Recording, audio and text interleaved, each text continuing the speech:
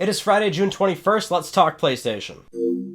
Yet another beautiful Friday with tons of PlayStation news, but first, our PlayStation Plus Instant Game Collection reminder for the month of June 2019. You're getting Sonic Mania and Borderlands: A Handsome Collection. You have just a few weeks to grab these games. Now, our first news story is more of a reminder, because we actually already did a separate video on this. That was our Tuesday video, but it was on this news story about Microsoft apparently at one point a few years ago considered bringing the Master Chief Collection to PlayStation 4. Now, that's kind of a big deal, so that's why we actually dedicated Tuesday's video to that, more of a longer discussion topic. But if you're interested in learning about that news, go to the channel front page and you can see that video is just the one before this one, so go ahead and watch that. Now, our next news story, not as substantial, but this past Thursday, which I wasn't able to talk about because they did LTPS early, but PlayStation Network had a number of issues. Pretty much the service was down for a few hours for most people, it seemed.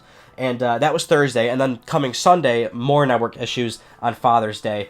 So nothing really to report here. It was down for a little bit.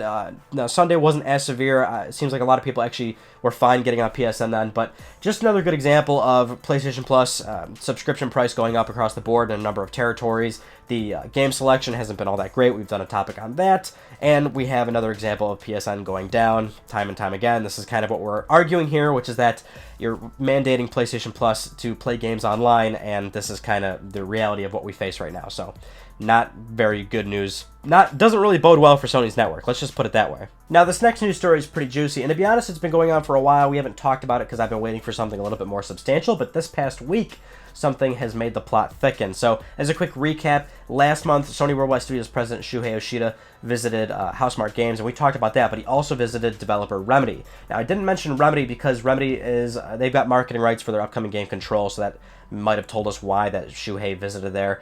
Nothing too crazy, but originally when we were talking about Housemarque, it was a matter of us wondering if that's possibly a second-party exclusive, because we do have a rumor going around that we still have a unannounced PS4 second-party exclusive that still has not come up yet, and so we're wondering what developer is Sony working with. Well, now the guys at Remedy are visiting some of Sony's developers. So actually they've been to, this past week they've been to Naughty Dog, and they also visited Insomniac Games. Now, Insomniac is not owned by Sony, but they do have a working relationship there, obviously, because they're doing, they've done Ratchet and Clank. They just recently did Spider-Man, so you can see how that kind of, they've always been synonymous with PlayStation, so it seems a bit interesting there. That's actually usually the case when this kind of thing happens, right? Where when Sony works with a developer that is outside of Worldwide Studios or outside of their IP ownership or anything like that, they actually quite often encourage these developers to travel to other studios, check out the tech, check out their games that they're working on. They talk shop, so it's not uncommon. You know, you don't really spend money on flights and hotels just to hang out at another studio. There's got to be something more to it, something business related, so maybe Remedy is toiling away on a PS4 second-party exclusive. Who knows?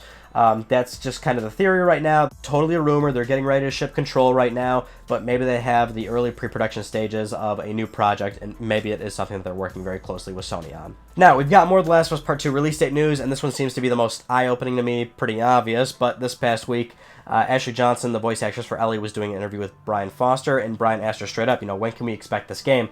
And Ashley Johnson said, I think it's coming out in Feb, and then she was actually cut off by Brian. And so, I mean, if you watch the video, it's pretty obvious. It seems like she was going to say February, and if Brian didn't, interrupt her, I'm genuinely wondering, like, oh my god, would she have just straight up, like, given out the release date? Now, mind you, she said, I think, and typically, voice actors, they don't need to be told that kind of information because of situations like this, so you can see how she kind of did come from a very candid place where she was like, I think it's coming out in February, so that doesn't mean anything, certainly, but we've had these rumors so far where the current timeline was the game was slated to come out this year, internally pushed back to early 2020, and this is what other journalists and people in the industry have been hearing. So it looks like if the game does in fact ship in February, March, somewhere around there, then wow, 2020 is looking really good right off the jump. I mean, we got some really big heavy hitter titles coming within the first 4 or 5 months of 2020. It's going to be insane. Now, while we're on the topic of The Last of Us Part 2, this isn't super crazy, but that limited edition Days of Play PS4 console is out right now. You can go buy it. I suggest you do if you're into limited edition consoles. This one will go away, and it will possibly retain its value or maybe even go up, but that's a little bit far-fetched. Anyway, on the back of the box, it actually says, PlayStation Plus, subscription not included or whatever. And then it says, these games do not have multiplayer, which is Marvel Spider-Man, God of War, and The Last of Us Part 2. Now, that seems like a misprint because we already had confirmation that The Last of Us Part 2 does feature multiplayer. So just a little FYI, if you hear at some point that the game doesn't have multiplayer, or if you buy the Days of Play PS4 and you see that and you're wondering what's going on, that's not very likely. It's more of probably a mistake. So let's keep the segues going. Troy Baker, famous video game voice actor who plays Joel in The Last of Us, and many other games. He's in a lot of video games. That's actually this news story. During E3 2019, during a panel for Ready at Dawn's upcoming VR title, it was actually discussed that their previous game, their game in 2015, The Order 1886, apparently Troy Baker was supposed to voice Sir Galahad, but Sony said no. Sony actually said, Troy, you're in way too many games, go with somebody else. And that's so ironic because Sony put him in so many games, much like every other publisher has done, or developer. It really is humorous, though, that Sony at one point had to say, like, dude, you can't be in all of our big major first-party games. Now, The Order didn't end up being that big major IP that Sony was expecting, or Ready at Dawn was expecting, but he's actually in this upcoming VR title. Again, he's in everything. He's going to be in Death Stranding, so that didn't really deter him at all. I just found that funny. Now, this next one I found pretty fascinating. We totally have to talk about this, but the head of Platinum Games, Atsushi Inaba, was at the Video Game Championship at E3 2019, and he was discussing next-gen hardware and how he's just not really that excited about it.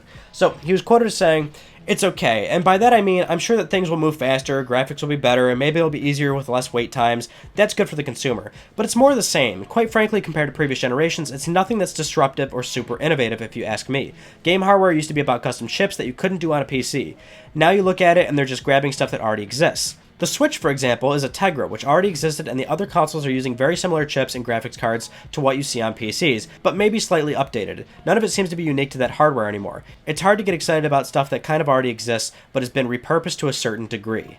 Now, on the flip side of those comments, he actually also said he enjoys streaming services and cloud gaming because it's something different, it's innovation, and that's what's exciting him more than anything else. Now, I find these comments extremely polarizing for a few reasons. One thing being that something like Google Stadia, while it is different and it's technically its own separate platform, it's still x86, which directly goes back to what he was saying, is that these things all basically function like PCs now.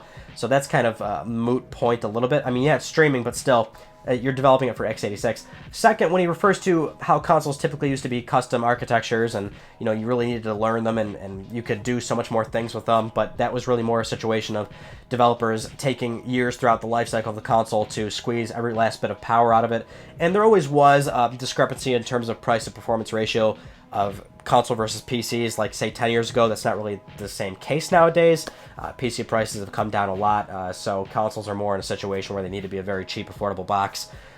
But even then, I mean, I think you can make the argument that a lot of developers really enjoy the fact that they're like PCs now.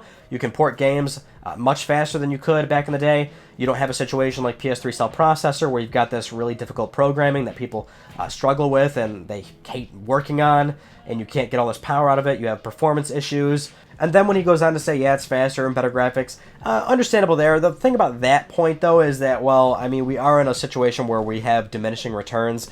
It's not like a jump from PS1 to PS2, PS2 to PS3. We're never really going to see that anymore because graphics have just gotten so damn good. Now we are in a place where we're just seeing higher frame rates, higher resolutions, and a developer really has to go the extra mile to push visual fidelity to the absolute max so we can see something truly impressive that truly separates one generation from the other. So I can understand his point there. The thing is, too, though, we do have a situation where these consoles are shipping with SSDs standard, so I think that's actually still pretty substantial. The fact that every box is confirmed to have SSD means developers can design their games around that aspect. So situations that typically weren't even possible on PS4 and Xbox One, where you want to do a very ambitious open world or do a ridiculous amount of on-screen enemies, and it doesn't have to be bogged down by a traditional hard disk drive or low system minimum requirements for a lot of PC users that haven't upgraded their parts. This is one of those things where it really does, it pushes the industry standard forward. So the SSD, I think, actually is pretty exciting. I think we will see some changes. Not immediately, but certainly I think you could see some games that do a lot of really ambitious things 4 or 5 years from now. So I just found that whole thing kind of really odd. But hey, he's entitled to his own opinion, certainly. I mean, perhaps he's referencing more the delivery method of games, not necessarily the creation of them, because that has stayed relatively the same, like I'm arguing, but the delivery method. So consoles, they're getting so boring. Let's do something like streaming, subscriptions, things like that, because that's what changes the game up a little bit. Maybe that's what he's getting at. Moving on to another quote that I find somewhat weird, although I do see where he's coming from with this one. The senior level designer of Cyberpunk 2077, Miles Tost, was doing an interview with GamerHub TV discussing maybe they'll bring the game to next-gen platforms, which I know that sounds somewhat weird. But he was quoted as saying, "Of course we are looking at what is happening in the games industry because we are a part of it, and we need to always look forward. But at the same time, we are a studio that really focuses on the work we're doing now. So our full attention is our current-gen consoles and PC. Who knows? When the time calls for it, maybe we'll support next-gen consoles. But until Cyberpunk 2077 launches in April 2020, we have a thing to do. And as far as what I've heard, the next-gen consoles, Xbox just announced holiday 2020, so it's not really a concern for us now because it comes way after where we want to release our game." Here's why this is weird, but also understandable at the same time. No doubt this game is coming to next-generation platforms. Without a shadow of a doubt. Something as major of a game like this, you know this game's going to do extremely well. And I mean really well. It's probably going to sell millions and millions of copies. Keanu Reeves probably sold 2-3 millions of this game alone for people that are maybe on the edge, which they really shouldn't have been anyway. The game looks fantastic. Now, sure, maybe it could come out and not do all that well, but again, it's just a very substantial game. It's going to come to next-gen platforms, and not only that, but they know it's coming to next-gen platforms. The thing is, they have to be a little bit standoffish in terms of this commentary because, one, they don't have to be concerned with next-gen platforms right now. Now, certainly they know that the game's going to come, or they're going to port it over, or what have you, right? Money talks, they have to do it. And it's just kind of an obvious thing at that point. But you can't really sit there and say, yes, a better, bigger version of this game is going to come out 8-9 months after the original release. And that might not be the case. They might wait well over 1.5 to 2 years until they port over the game. And mind you, it's all x86. You know, they could easily port the game over and really up-res it and everything and increase the visual fidelity even more. They'll bundle in any DLC or things like that have come out prior to that. All the patches will be shipped on the new disc. But you can certainly expect a very souped-up version of this game on next-gen hardware, but they don't have to worry about that. Especially given that you've got 90-somewhat million PlayStation 4s and 40 to 50 million Xbox Ones out there. That's your major install base. Hey, PS5, Project Scarlet, awesome next-gen stuff. We can't wait. This game's going to be so awesome on those platforms, but buy it on PS4 first. Like that, you know, that's not really how it works. So that's why he's discussing next-gen in the manner he's discussing it, which is that they're catering to their current audience right now. That's going to make them a boatload of money. And they'll probably wait until a large number of PS5s and Project Scarlet ship until they feel comfortable, you know, porting the game over and everything. And it will be a native port, mind you. Like I said, it'll bundle in DLC and everything and really push the game well beyond what's possible on, say, the current PS4 X1. And, you know, it'll be good that way. Moving on, if you go to Sony Santa Monica's website and you look at all their job listings and you look at the requirements, a lot of those job listings have something very specific in there, in that they want you to be very familiar with God of War 2018, and they want you to be able to talk in depth about the combat and mechanics of the game. Now, why would that be a requirement? Well, probably because they're starting a sequel to this game, obviously. The thing is, it's in very early stages. I mean, they shipped God of War last year, so this game could not be very far along at all. Very, very early stages. So if anything, what we can talk about here is when could we realistically expect this game? Because it's going to take 3-4 years minimum. Now, they do have all these assets already made. They have all these resources and whatnot. That's the thing, is that when you do something entirely from the ground up, like the 2018 God of War, that's why it takes so long. So, in a sense, they do have a much better starting point than they did when they made the 2018 version. So, they have all these assets that they can build off of to work on the next project. So, you could possibly expect this game at some point in, good lord, probably 2023, 2022, possibly the earliest. That's really pushing it, I feel. Or maybe it could be a little bit earlier. I don't really know, but the point is, we can't expect another God of War for a very long time. Now it's time to get to Let's Talk Plus, our weekly Let's Talk PlayStation giveaway, or one of you can win a $10 PSN code, and I would like to congratulate Larry. Sure, I'll try it. Tacky-Wix. Let me know if I said that right, Larry. I'll be contacting you on Twitter very soon to send you your $10 PSN code. Now, if you would like to win some PSN credit, it's very simple. Follow the link down below to the Gleam website. Supporting the channel, a number of ways can gain you an entry. We do this every single week on Let's Talk PlayStation. Let me buy your video games. Those are all the news stories I want to talk about with you guys from this past week. Now, like I said, our Tuesday video was a news story about Microsoft at one point considering bringing the Master Chief Collection over to PS4. So we get into the weeds of that, as always, about, you know, streaming and Microsoft's IP and how they're changing their business strategy. So again, go be a part of that conversation if you haven't seen that just yet. And I am slowly descending into a very dark pit of darkness because my voice is slowly leaving my body. So I should probably finish this up soon and stop talking. This upcoming Tuesday video, if you remember a few months ago, or the past few months, we did 50 PS1 facts and then 50 PS2 facts. I think this coming Tuesday, we'll do some facts about the PlayStation 3. So 50 PlayStation 3 facts, and those videos are pretty editing intensive, so if you could try to help me out as I often plead with you guys, so spread it around, like it, all that YouTube bullshit. You know what I'm not trying to sugarcoat it. Help me out. I'd really appreciate it. Thanks, guys. You guys are always so very supportive and whatnot. I don't know what I'd do without you. That concludes this week's episode of Let's Talk PlayStation. I'm Rob, and I can thank you all so much for talking with me, and I will see you all next Friday.